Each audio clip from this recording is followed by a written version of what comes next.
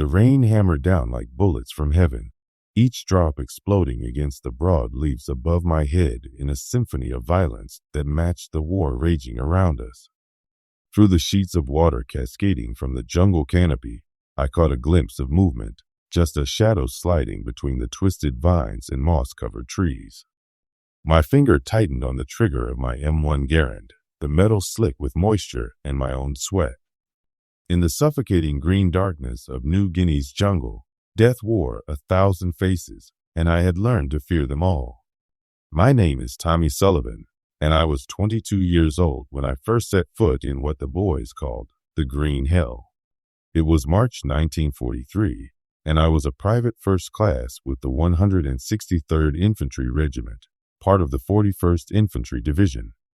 We had been fighting the Japanese across the steaming jungles of New Guinea for months, and every single day felt like a lifetime in purgatory. The morning it all started, I remember standing on the deck of our transport ship, watching the coastline of New Guinea emerge from the pre-dawn mist like some prehistoric monster rising from the depths. The jungle stretched endlessly in every direction, a wall of green so thick and impenetrable that it seemed to swallow the very light itself. None of us knew then that this verdant paradise would become our personal hell, where Mormon would die from disease and exhaustion than from enemy bullets. "Would you look at that?" whispered my buddy Jake Morrison, a farm boy from Iowa whose freckled face had already been burned leather brown by the Pacific sun. "It's like the whole world is just green." I nodded, unable to find words. The smell hit us first, a mixture of rotting vegetation, humid earth, and something else, something organic and threatening that made my stomach turn. The jungle breathed like a living thing, exhaling moisture and decay with each gust of wind. Our landing at Oro Bay had been unopposed, but we all knew the Japanese were out there, waiting. Intelligence reported that General Hatazo Adaki's 18th Army had dug in deep throughout the One Peninsula, turning every ridge and valley into a fortress. Our mission was simple in theory: advance inland, destroy enemy positions, and secure the area for Allied operations. In practice, it would prove to be one of the most grueling campaigns of the entire Pacific War. The first week was the worst. We quickly learned that the jungle itself was our greatest enemy. The oppressive heat and humidity made every step an ordeal. Our uniforms were perpetually soaked through, rotting on our backs. Thiamid was everywhere, thick, sucking clay that grabbed at our boots and made every movement exhausting. And the insects. Dear God, the insects. They attacked in waves: mosquitoes, leeches, flies, and creatures I couldn't even name. They crawled into our ears, our noses, our mouths. They bit and stung until our skin was a mess of welts and sores. At night, we could hear them humming in the darkness like tiny aircraft engines, and by morning our faces would be swollen beyond recognition. "I'm telling you, Tommy," Jake said one evening as we shared a can of sea rations, picking what looked like beetle larvae out of our beans, "these bugs are worse than the Japs. At least the Japs just want to kill you quick." I managed a weak laugh, but inside I was fighting a growing sense of dread. Already, 3 men in our company had come down with malaria, their bodies burning with fever as they shook uncontrollably. 2 more had developed dysentery so severe they could barely walk. And we hadn't even made contact with the enemy yet. The jungle seemed designed to drive men insane. Visibility was limited to maybe 20 feet in any direction. The canopy was so thick that even at noon, it felt like twilight. Every shadow could hide a sniper. Every fallen log could conceal a machine gun nest. The constant drip of moisture from the leaves above created a rhythmic percussion that never stopped, wearing away at our nerves like water torture. It was on our 8th day that we first encountered the Japanese. We were moving along what our maps optimistically called a trail, really just a narrow gap between the trees that might have been carved by animals. Sergeant Mackenzie, a grizzled veteran from the Philippines campaign, held up his fist, and we all froze. The jungle had gone quiet. In our time here, we had learned to read the forest's moods. When the insects stopped their buzzing, when the birds fell silent, when even the constant drip of water seemed to pause, that's when you knew death was near. Mackenzie pointed to his eyes, then into the green maze ahead. I strained to see what he had spotted, my heart hammering so hard I was sure the Japanese could hear it. Then I saw it, a slight disturbance in the undergrowth, maybe 40 yards away. A helmet, barely visible through the leaves. The explosion came without warning. A Japanese knee mortar round detonated in the trees above us, sending shrapnel and wood splinters raining down on our heads. I threw myself behind a massive buttress root as machine gun fire erupted from our left flank, the bullets whining through the air like angry wasps. Contact left. Contact left. Mackenzie screamed, but his voice was almost lost in the chaos of gunfire and shouting. I rolled over and brought my M1 to bear, searching for targets in the green confusion. The Japanese were invisible, firing from concealed positions they had probably spent weeks preparing. All I could see were muzzle flashes winking in the shadows like deadly fireflies. Tommy! Over here. Jake was crouched behind a fallen log, his rifle spitting fire at an unseen enemy. I crawled toward him, my elbows and knees scraping against roots and rocks. A bullet cracked overhead, so close I could feel the heat of its passage. The firefight lasted maybe 10 minutes, but it felt like hours. The Japanese had set up a classic ambush, a small force designed to hit us hard and then disappear into the jungle before we could respond effectively. When the shooting finally stopped, we had 2 wounded and 1 dead, while the enemy had vanished like ghosts. Private Rodriguez, a quiet kid from Texas, had taken a bullet through the chest. He lay in the mud, gasping for breath, his eyes wide with terror.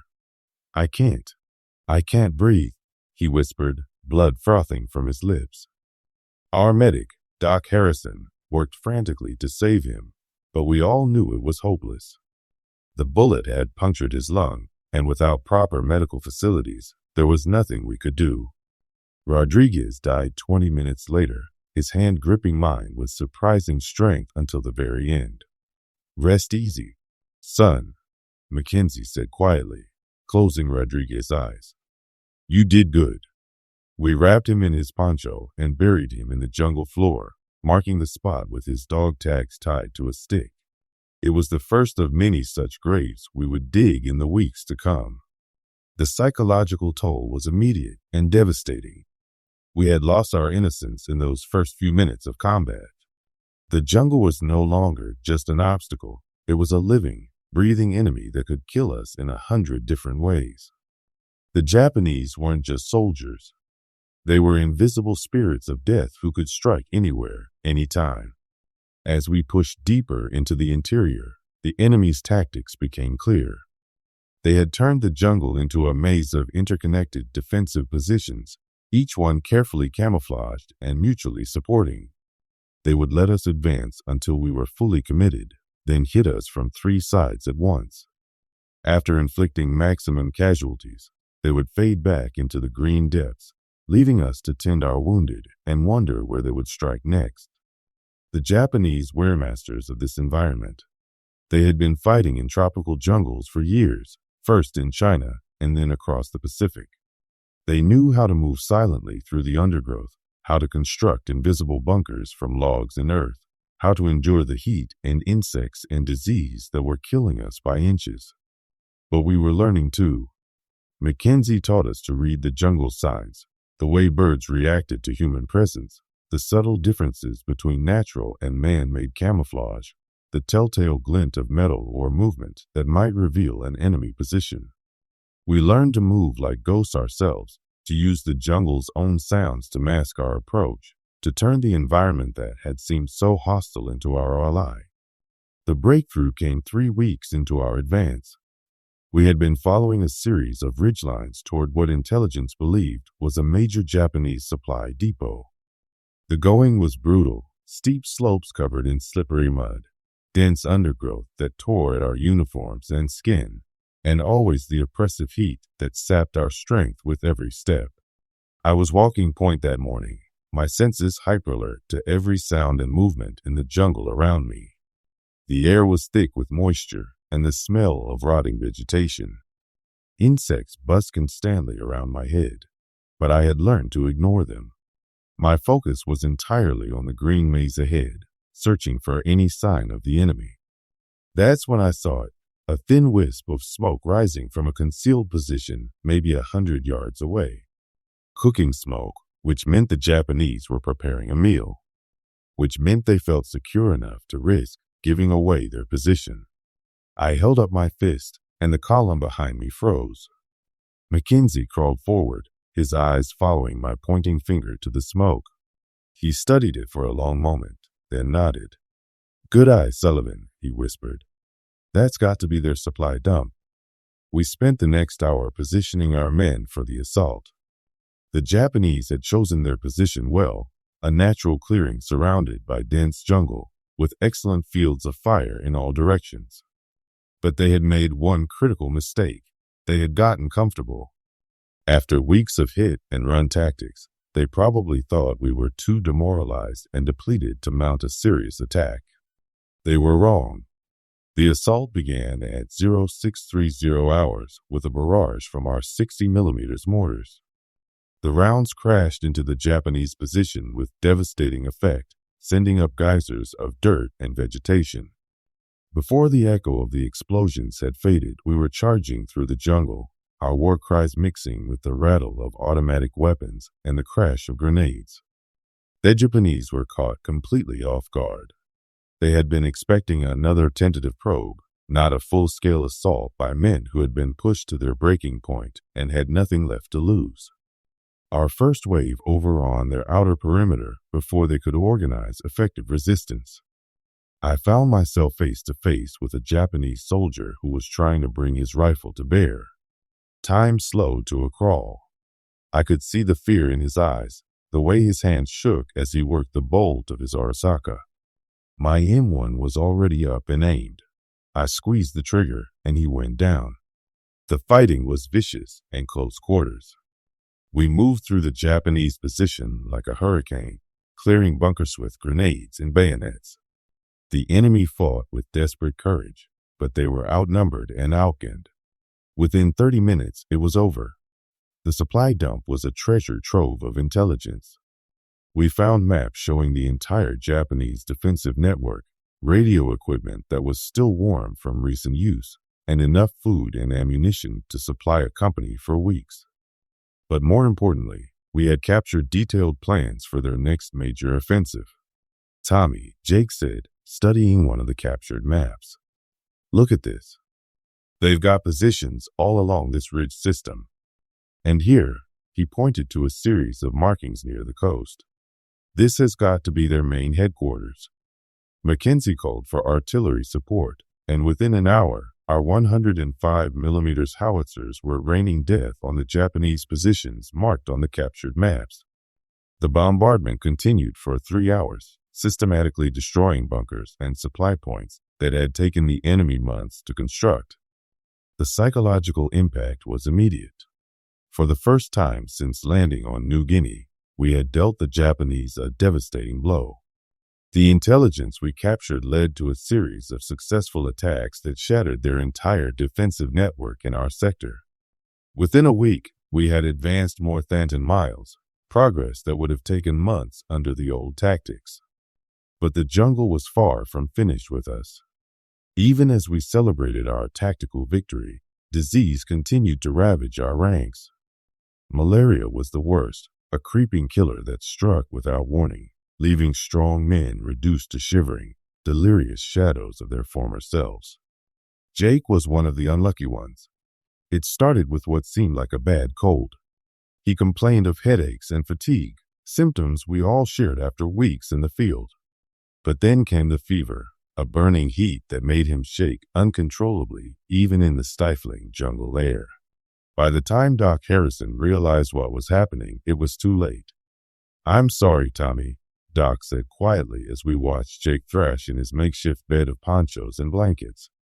"There's nothing I can do. We don't have the right medicine, and even if we did."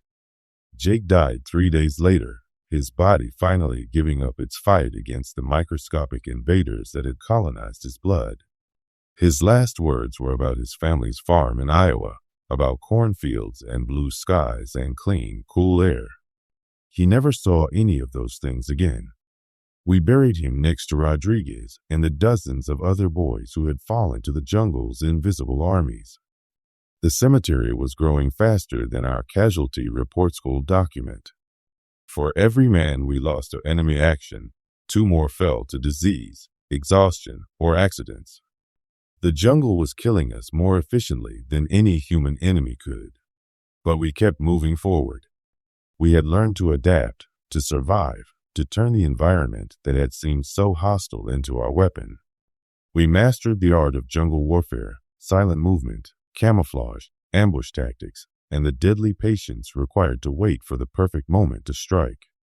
The Japanese, meanwhile, were slowly being ground down by our relentless advance. Their supply lines were stretched to the breaking point, their defensive positions systematically destroyed by our artillery and airstrikes. Most importantly, they were losing the psychological war. Our early victories had shown them that the jungle could not protect them from American determination and firepower. The final battle of our campaign came in early June, 6 months after we had first landed on New Guinea's hostile shores. Intelligence reported that the remaining Japanese forces in our sector were concentrating for a last-ditch assault on our advanced positions. They planned to strike at dawn, hoping to break through our lines and escape to the coast. We were ready for them. Mackenzie had positioned our company in a series of interlocking defensive positions along a ridge that commanded the entire valley below. We had spent days preparing, digging foxholes, laying fields of fire, positioning our machine guns and mortars for maximum effect. The jungle that had once seemed so alien and threatening now felt like home. The attack came just as the sun was breaking through the canopy above. The Japanese emerged from the jungle like ghosts, their green uniforms blending perfectly with the vegetation. They moved with the silent precision of men who had been fighting in this environment for years, their weapons ready, their faces set with grim determination. But they were walking into a trap. We let them advance until they were fully committed, their entire force spread out in the valley below us. Then Mackenzie gave the signal, and hell erupted around them. Our machine guns opened up from concealed positions, their tracers cutting through the morning air like red-hot needles. Mortar rounds crashed into their ranks, sending up geysers of mud and shrapnel. The Japanese tried to fall back, but we had anticipated this. A second line of machine guns caught them in a crossfire, while our riflemen picked off individual targets with deadly precision. The valley became a killing field, littered with the bodies of men who had fought bravely but found themselves maneuvered and outgunned. It was over in less than an hour. The Japanese force that had terrorized us for months was destroyed, their survivors fleeing deeper into the jungle where they would eventually be hunted down by other American units. We had won, but the cost had been terrible. Of the 180 men who had landed with our company 6 months earlier, only 67 remained fit for duty. The rest had been killed, wounded, or evacuated due to disease. We were hollow-eyed veterans now, aged beyond our years by the experience of fighting in one of the most hostile environments on Earth. Aussie sat in my foxhole that evening, cleaning my rifle and thinking about the friends we had lost. I realized that we had accomplished something remarkable. We had taken an army of farm boys and factory workers and turned them into jungle fighters who could match the Japanese at their own game. We had proven that American soldiers could adapt to any environment, overcome any obstacle, and defeat any enemy. The jungle had tried to break us, but we had broken it instead. We had learned its secrets, mastered its challenges, and turned its own power against our enemies. The green hell that had seemed so impenetrable when we first arrived was now our domain, conquered by American courage and determination. But victory came at a price that haunts me still. Rodriguez, who died gripping my hand in the mud. Jake, who never saw his Iowa cornfields again. Mackenzie, who stepped on a Japanese mine 2 days before the final battle and died instantly, his body torn apart by the explosion. And dozens of others whose names are carved on monuments they will never see. They were the real heroes of New Guinea, not the generals who planned the campaign from air-conditioned headquarters, but the ordinary soldiers who fought and died in the green depths of the jungle. They faced an enemy that was not just human, but environmental, biological, and psychological. They conquered not just Japanese soldiers, but malaria, dysentery, exhaustion, and fear itself. The New Guinea campaign was one of the most successful in the Pacific War, but it was also one of the most costly. We destroyed multiple Japanese armies, captured thousands of square miles of territory, and established the air bases and supply depots that would support the advance toward the Philippines. But we paid for every mile with blood and lives, fighting an enemy that was as much the jungle itself as it was the soldiers who defended it. Years later, when people ask me about the war, I tell them about New Guinea. Not the beaches of Normandy or the factories of Detroit, but the green hell where boys became men and men became ghosts. It was there that we learned the true cost of victory, and there that we proved that American soldiers could fight and win anywhere on earth. The jungle is still there, growing over the foxholes and graves we left behind. The rain still falls in sheets, the insects still buzz in the darkness, and the shadows still move between the trees. But now it's a peaceful place, where the only battles are between plant and animal, where the only casualties are the leaves that fall to nourish the earth below. Sometimes, on quiet nights, I dream about that green world where we fought Andes so long ago. I hear Jake's voice calling to me from the Iowa cornfields, Mackenzie's gruff commands echoing through the jungle, Rodriguez's last whispered words mixing with the sound of falling rain.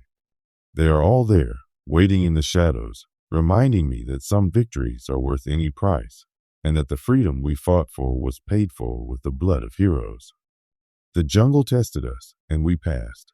We went in as boys and came out as men, changed forever by an experience that few can understand and none can forget. We were the soldiers of New Guinea, and we held the line in the green hell until victory was won.